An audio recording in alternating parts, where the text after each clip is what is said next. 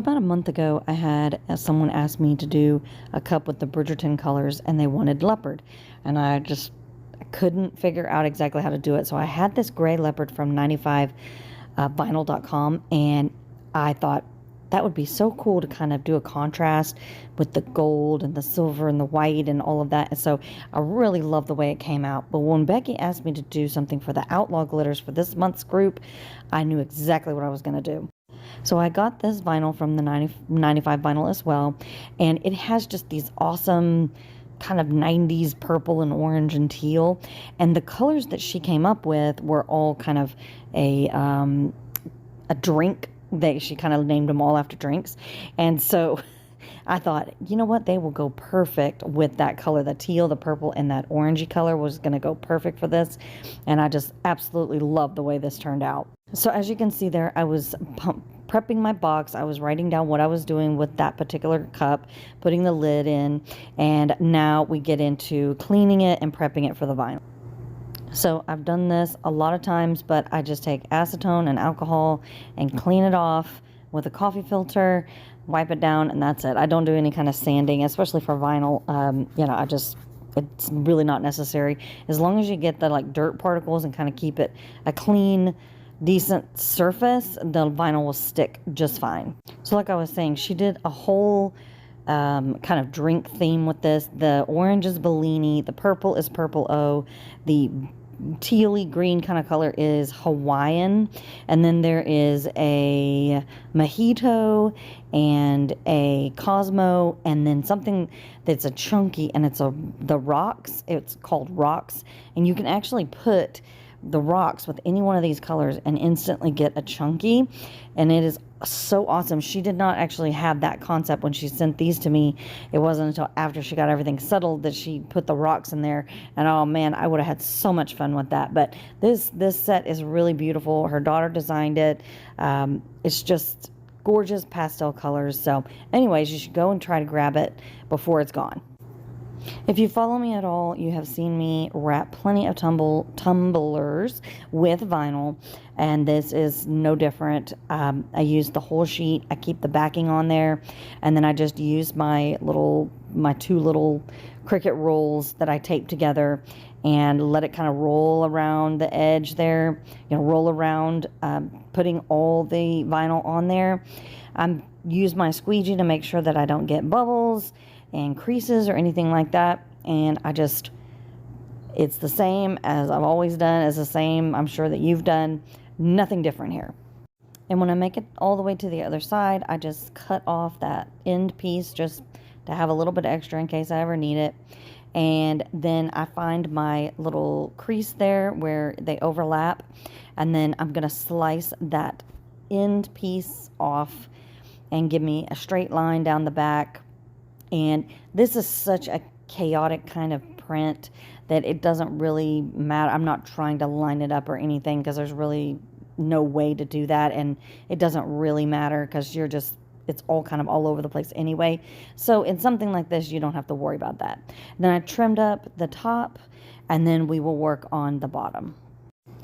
So I'll be perfectly honest, the bottoms are always tricky for me. I always watch people and they're like, oh, you just stretch it out and you just pull it down and then you cut it. Trust me, I have done this like 100 different ways. I've watched people do it. A lot of times I like to just cut the whole bottom off, but this time I really wanted to keep the pattern going all the way to the bottom. And you run the risk of it kind of buckling up, or the little pieces in the middle kind of curling and that kind of thing. But I stretched it as even as I could around the edge there because that's what I really wanted. I just wanted that pattern to flow all the way from the top to the bottom. That was my intention for this. So once I got it kind of stretched all out, that's when I cut all that center piece out. And this is where you just want to make sure you're not cutting too much off. I am going to put a vinyl circle on top of this and then put my logo. So all of this will be covered up, but you want to make sure that all of those little pieces that are coming over the edge are just stretched out as much as they can. Trim them up. You are going to have a little bit of curling and a little bit of buckling and that kind of thing in different spots, but it's okay because we're going to work it out once we get, you know, later on after we put some epoxy on there. And always you want to, as always, you want to go around and poke those bubbles. You're always going to have some, you know, as good as you try, as hard as you try, you're going to have some kind of bubbles. So just pop them, no big deal, push them down. They will not be seen. Okay, so I applied 2 different sizes of the double-sided tape from this pack of 8 that I have used plenty of times. I have done double-sided tape plenty of times.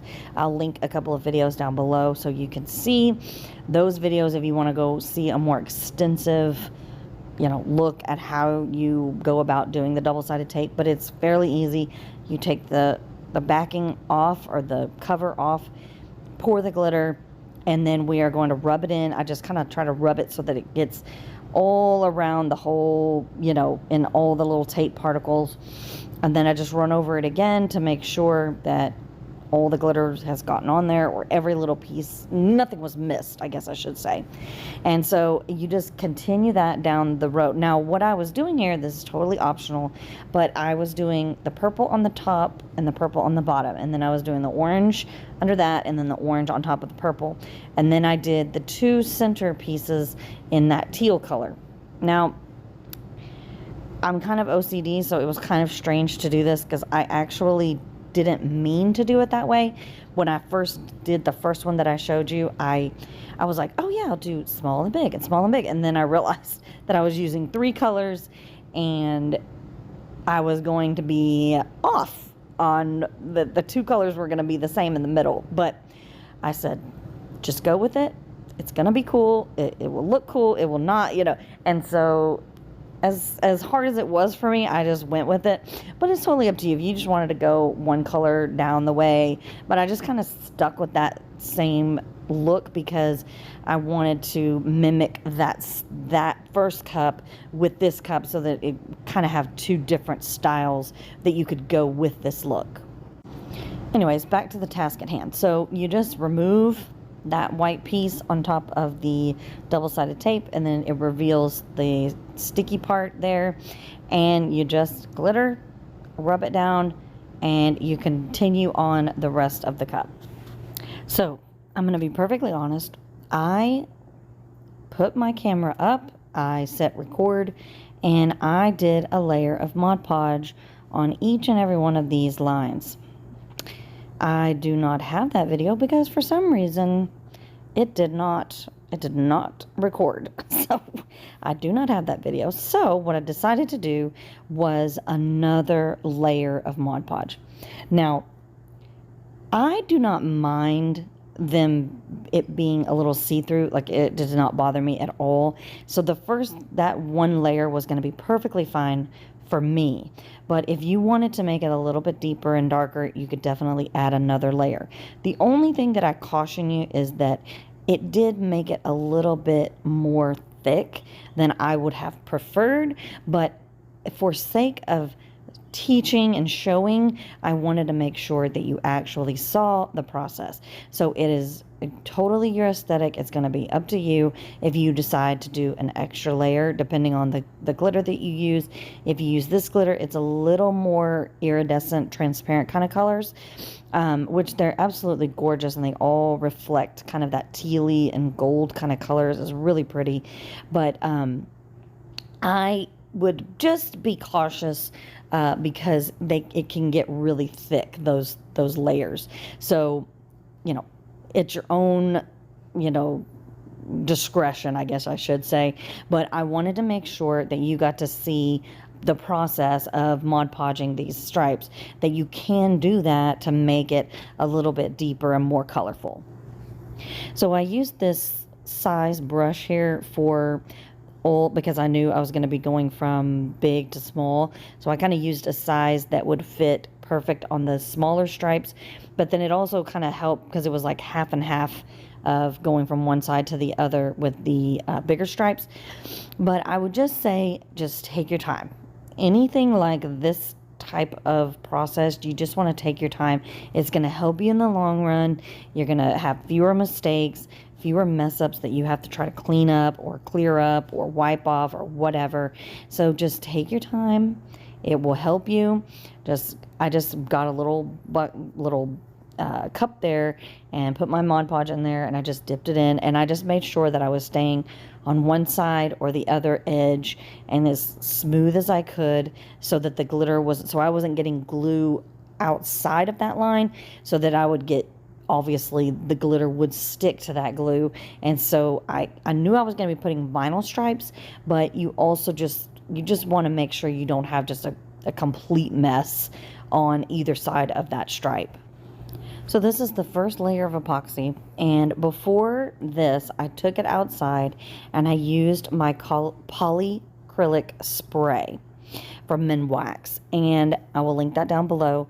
This is just like the stuff that I use all the time when I brush it on, but because this had that vinyl on there, I didn't want, for some reason the polycrylic liquid stuff just doesn't look as good on the vinyl as when you just use that spray. You shake it up really good, and then I sprayed it probably 3 times, and I just, I spray it, I go back inside 15 minutes or more, or whatever, 10, 15, 20, whatever minutes, and then I go back outside, spray it again, and then come back in, and oh yeah, let me go spray that again, that kind of thing, and let it dry. And that's usually like an overnight kind of drying. I just kind of go, okay, that's going to be for tomorrow, just to make sure that you don't have anything. Now you could wait, I think like an hour, I think it's 2 hours or maybe something like that, and you could put the epoxy on, but no, just certain things I just want to wait, but it's totally up to you. But this is the first of 2 epoxy layers I put on before we get into the vinyl. So I have sanded this, I have sanded the top rim as well. I do all of that before I go into putting vinyl on, because I always want to make sure that any kind of major sanding or the top rim has been done, because I don't want to mess up my vinyl once it goes on there. So this is like final process kind of thing before you get to the vinyl. So I cut these squares at 0.115 by 0.110, I think, or 10, I think, or something like that. I'm not sure. It's really, honestly, is your discretion. You want them thinner, you want them wider, depends on if you have a bigger mess, if you want to get bigger lines, if you just want them to just really outline it, you can do that. But the vinyl stripes here were really part of the design, because it just doesn't look right unless you have something kind of, I know, because I was sending pictures to my friend, hello Sarah, anyways, and she was like, okay, I guess. But then when I put those gold stripes on that silver, she was like, okay, I see it all coming together. So it really does, those vinyl stripes really do add a little something extra. They just really complete the look on these cups. But definitely want to add something here. And like I said, the vinyl and the background vinyl and the other vinyl you use is going to be totally up to you. And I just continued with the stripes. This is a beautiful like a matte holographic. It's really, really cool.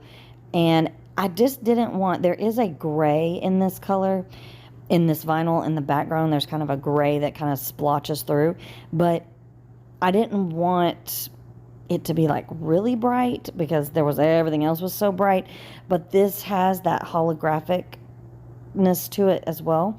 So there was like these rainbow kind of colors that were, so it really kind of added something, but then it was also just kind of a simple, subtle touch, but it was also holographic, so it just was really cool. I will definitely link that down below. This is something you definitely want to have in your craft room so that you can have it for all kinds of projects. And I just kept on going down. This was a tapered cup.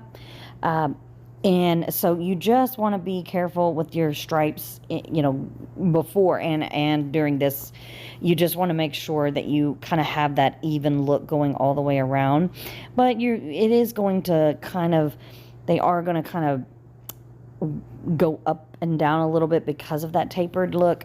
But honestly, it's really not that big of a deal. And it's just, I just want to show y'all that you can use these particular skinny cups instead of the straights when you're doing stuff like this, because we all have them in our drawer and we're all like, ugh, what can I do with them? And sometimes you want to do, you know, you can only do glitter with them, but you can actually use these skinnies for this. You just kind of have to just look at it and eyeball it and make sure that you're not going too crazy, but it honestly, they look great.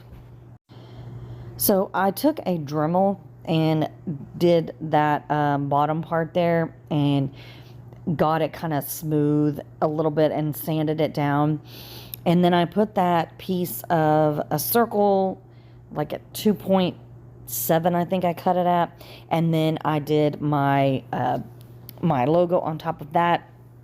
And that's a way that you can get that bottom piece, that bottom part kind of smooth. You can also put a tiny bit of epoxy, which sometimes I do as well.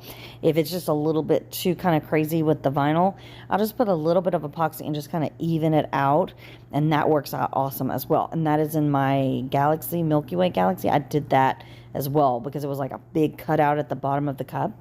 Anyways, I covered it in Mod Podge, and then I put 2 final coats on there, and there she is. So summery, and I love those colors. That is, totally reads as drinks and that kind of thing, but this is absolutely summer colors. It's kind of a Lisa Frank. But please comment below and join my group, and I will see you next time.